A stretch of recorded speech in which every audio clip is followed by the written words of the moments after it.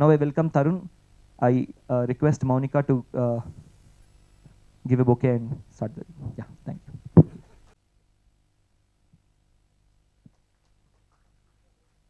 Namaskaram. First of all, I want to congratulate you, Vardi, and Akila Raghavendra Foundation for organizing this. Mayur and me went to BITS together, very close friends for the last 10 years. So he's set me up for failure here. So going after Dr. Ratnakar sir and before JPN sir. So I think I have something to repay back from our college days. So he asked me to speak about importance of social work. So I don't claim to have either the work experience or the life experience to speak about it. But I taught in primary school for 2 years as part of Teach for India. I've been associated with them for the last 6 years. So I thought I'll do a few activities to engage all of you in the next 5 minutes. Okay. So and hopefully it'll all connect to social work. So the first activity is I want each one of us to find a partner. So మీ పక్కకి తిరిగి ఒక పార్ట్నర్ని ఎంచుకోండి. So let's get into pairs very quickly. So JPN and Raghavan sir. So okay, అందరికీ partners ఉన్నారా? Okay, if you have a partner, can I quickly hear a snap? Okay, good. Okay, so one of you is player number 1. Okay, so JPN sir is player number 1, and your partner is player number 2. Okay, so game is very simple. Okay, player number 1 has 10 rupees. Okay, player number 1 is offered 10 rupees. So all player number 1s, can you put your hand up? Okay, how many rupees do you have? Okay, so 10 rupees have been given to you, say a gift of God. Okay, and now you can make an offer to player number 2. Okay, you can decide to give any amount that you want to player number 2. Okay, so when I say start, think about the amount that you want to share with player number 2. Okay, so player number 2, whatever amount is given by player number 1, you have two options. You can choose to accept it or you can choose to refuse the offer. Okay, so that's it. Very simple game. Okay, so very quickly the rules. What does player number 1 do? Okay, make an offer for how much to share? 10 rupees. Okay, player number 2, what are your options?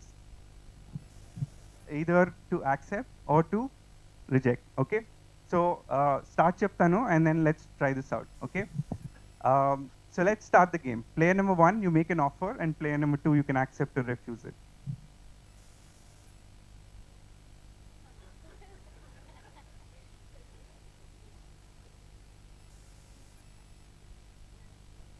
Okay, so అందరూ offer చేయడం అయిపోయిందా? Okay, player number 2s, you've accepted or refused it. Okay, all player number 1s who made an offer more than 6 rupees, can you put your hand up?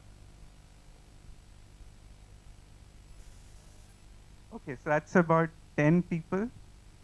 All player number 1s who made an offer of 4 to 6 rupees, can you put your hand up? Okay, all player number 1s who made an offer of 1 to 3 rupees, put your hand up.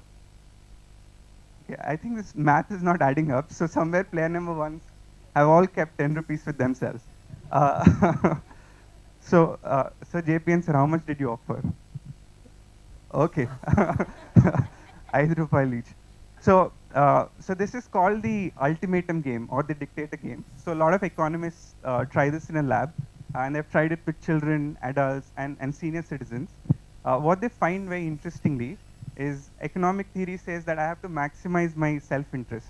నాకు 10 రూపాయలు ఉంటే and I've got it for free, so I ideally need to keep as much as possible. So I'll try and make the smallest offer possible to the other person. And other person doesn't, his default is 0. So నాకు డబ్బులు లేవు. So if I get even 2 rupees, I should be able to accept because it is better than not having any money.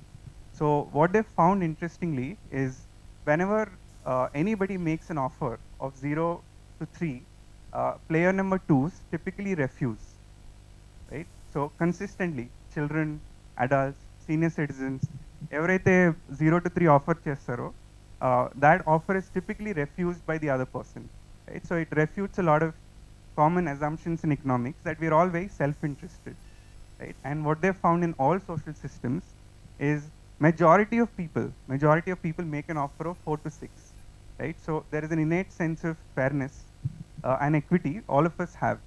And every system, there are 30% people who give more than what they have received, right? So there are people who make an offer of more than 6.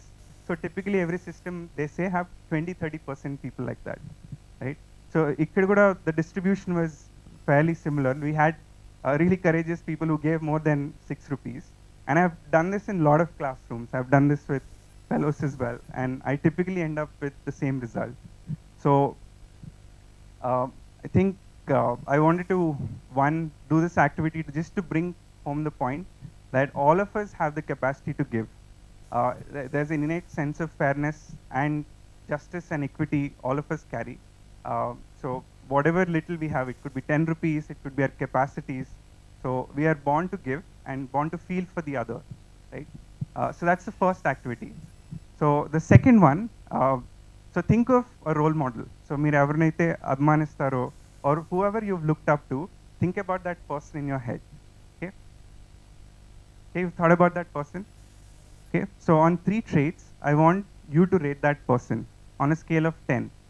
Okay, so మీ role model ఎవరైతే ఉన్నారో 3 character traits చెప్తాను. So వాటి మీద rate that person on a scale of 1 to 10.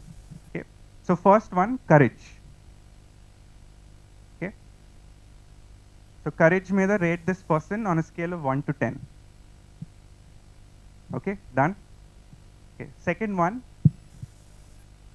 character. So whatever you consider is the aspect of character. So rate this person on character, 1 to 10. Okay, third one, career. Okay, whatever you consider success within this person's career, rate him or her on a scale of 1 to 10. Okay, so the point of this activity was a lot of times manam career గురించి ఆలోచిస్తే వి reduce that Ratnakar గారు చెప్పినట్టు a lot of it is reduced to a single parameter, which is how much money do I have in the bank, what is my monthly paycheck. But when you look at our role models and say how do they score on courage, how do they score on character, how do you value their career, invariably it boils down to very other things. So that was the second activity. And I'll just quickly wrap up with the third point I wanted to make. Any guesses for how many people will be on planet Earth when we all become our parents' age? So when we are as old as, say, wise people like JPN and Ratnakar sir. And so how many people will be on Earth? So we have 7 billion people. In 50 years' time, when we all become old, how many people will inherit Earth? Any guesses? Okay, 9 odd billion. Okay, so 900 crore people. And anybody knows what's the average footprint of a human right now? So it's measured in global hectares per person. It is about 1.8 global hectares per person. And in the Western countries, the average footprint is anywhere between 4 to 6. Right? So there's no way we're going to survive on this earth if all the 9 billion people were to consume at, say, 4 to 6 global hectares per person. Right? So that is the world we are going to inherit. That is the world we are going to give to our children and grandchildren. So it'll require a lot of us to imagine new solutions, new ways of living. So hopefully with the first point, like if we can give more than what we have, if we can find courage, character, and alternative notions of career and success, hopefully we'll be able to find a solution for a planet and Earth with 9 billion people. Yeah. So thank you.